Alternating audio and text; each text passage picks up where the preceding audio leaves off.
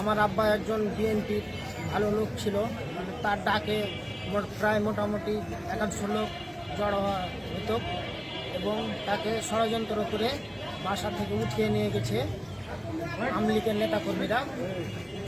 নিয়ে যাওয়ার সময়তে আমরা বাধা দিলে আমরা তো অনেক গালিগালাজ করে, অনেকে মারিয়েছে, অনেক কিছু করেছে এবং হুমকি ধামকি অনেক কিছু দিয়েছে।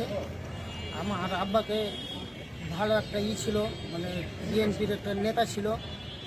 তারপরে ধরলেন মেলায় এলাকার ভালো একটা নামি দামি লোক ছিল। 5 তারিখের পরে আমরা মামলাটা করার সিদ্ধান্ত নিই। এর আগে যখন আমরা মামলা করতে আসি তখন আমাদেরকে অনেক হুমকি দেয় যে মামলা করলে তোদের আব্বার মতো তোদেরকেও মেরে ফেলে দিবে।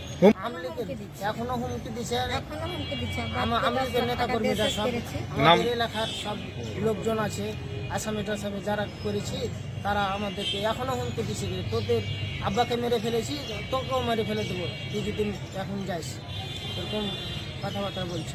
জি, অবশ্যই আমরা আইনের কাছে এটা আশা করি যে আমরা সুষ্ঠু বিচার দিব।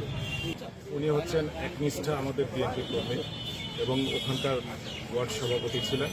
ওনার নাম খায়রুল ইসলাম। ওনাকে 19/7/2018 সালে আসামিরা বাসা থেকে উঠিয়ে নিয়ে যে তাকে গুরুতরভাবে জখম করে এবং 3টি গুলির মানে হাত পা বেঁধে আম গাছের সাথে 3টি গুলি করে এই পাশে।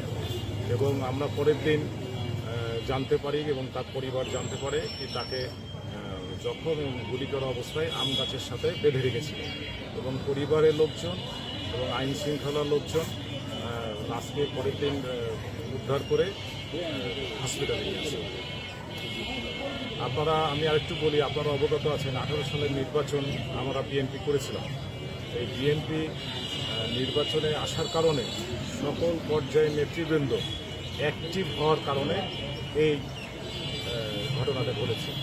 আমাদের খায়রুল ভাই একজন দলপ্রিয় মানুষ ছিলেন এবং খুব সাংগঠনিক লোক ছিলেন এবং তার জনপ্রিয়তা খুব ভালো ছিল এবং পুরো ইসলামপুর ইউনিয়ন ব্যাপী তার নাম ডাক আছে। হত্যাকাণ্ডে ধরেন আপনার স্থানীয় আওয়ামী লীগের নেতৃবৃন্দ আছেন এবং জেলার কিছু নেতৃবৃন্দ আছে। খায়রুল ইসলাম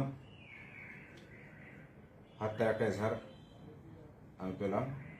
এটার ঘটনাটা 19/7/18 সালের 34 জনকে এজাহার অভিযোগটা করা হয়েছে। এটা প্রাথমিক তদন্তে প্রয়োজন